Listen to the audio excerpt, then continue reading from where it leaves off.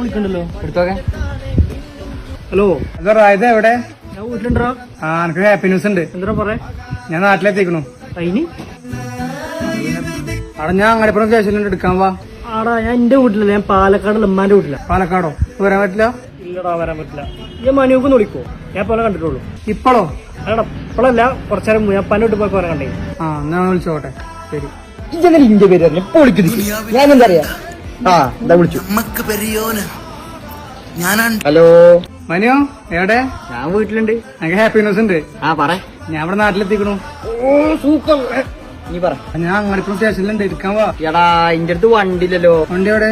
വണ്ടി റായത് പാലക്കാടുണ്ടേ. എന്ത് സ്വഭാവമാണ്. ഈ ഋതുവിനെ വിളിച്ചോക്കെ, ഓൻ എന്തായാലും വരും. ഓക്കെ ഋതുവിനെ വിളിക്കാം. പക്ഷെ ഫുൾ പ്ലാൻഡ് ആയിരിക്കണം. ഒന്നാമത് ഓന്റെ വീട്ടിൽ തന്നെ ഉറപ്പിക്കണം. രണ്ടാമത് ഓന്റെ വണ്ടിക്ക് ഒരു കമ്പനി ഇല്ലാന്ന് ഉറപ്പിക്കണം. മൂന്നാമത് ഓൻ